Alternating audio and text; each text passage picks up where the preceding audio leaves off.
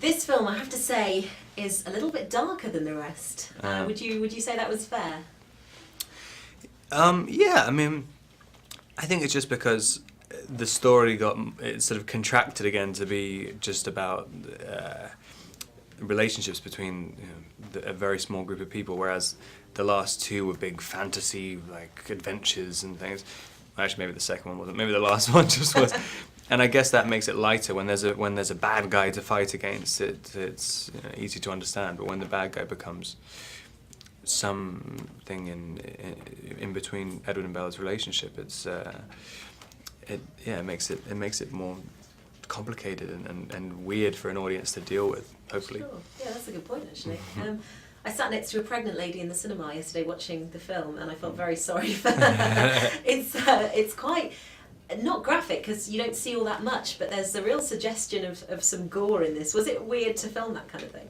When we were filming it, there was gore everywhere. It was like the goriest thing I've ever seen. I mean, and that's what I was thinking the entire time. I was like, how are you going to put this in the movie? I mean, because we shot everything. We shot it as a horror movie, pretty much.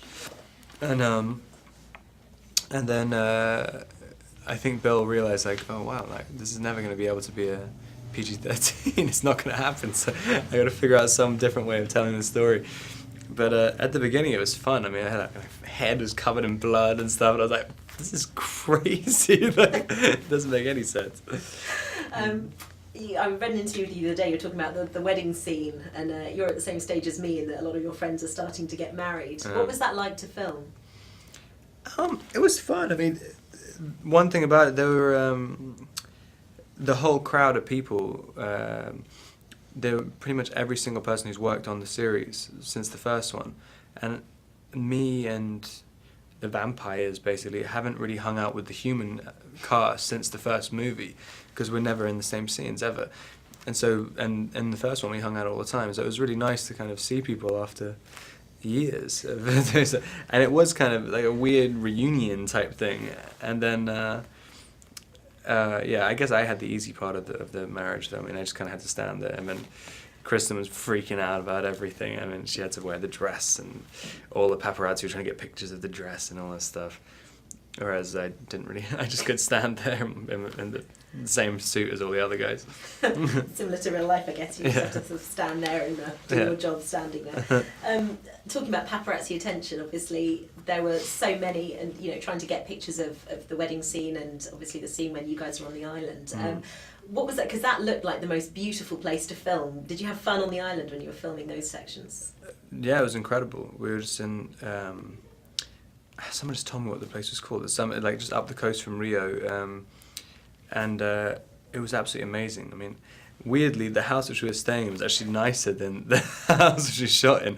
It was smaller and you couldn't really see it, but it was the most incredibly beautiful place I've ever seen. And there was, I mean, one of the most incredible things that was happening during the whole series. It was like magical there. But no, it was really, really fun. And I've never been to South America before, so it was great. What an introduction. Yeah. And obviously you had your topless scenes in the movie, and I read that you were trying to get into shape, but you've got Taylor Lautner, so that was always going to be a bit of a hard benchmark to measure yourself up against. I know, and like Taylor just has a much more healthy lifestyle than I do as well, so it's completely unfair from the beginning. I mean, he's really into sports and just and loves going to the gym, and so it's like, well, it's completely unfair to be. We're not even on the same playing field. Like, I mean, and I found I had to completely change my life around to do it. And I could only maintain it for about a month, and then just completely gave up afterwards. No. Yeah. Did you give up booze, eat chicken every day? Yeah, literally. Like, I didn't eat anything. I just eat powder. Were you pleased with the results? Have you seen the finished film? Well, there's I was pleased with it in the flesh, but then you put on all the white makeup over everything, and it takes away everything anyway. I was just like, oh great! So Taylor not only gets to have the easier option of doing, of liking going to the gym, but he also gets the fake tan and stuff as well, so he can shade them all in. Whereas I just get like a piece of paper put over the top. I guess I read an interview with Kirsten recently when she was talking about how she loves British pubs, and you've really got her into British pubs. What other British customs have you introduced the set to?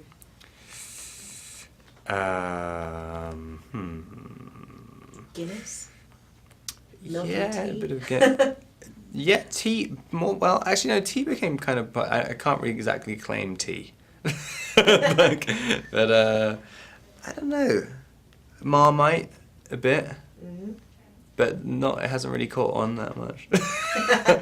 But a few people like Kristen really is into Marmite now, and what else? I don't know, like cheap crisps.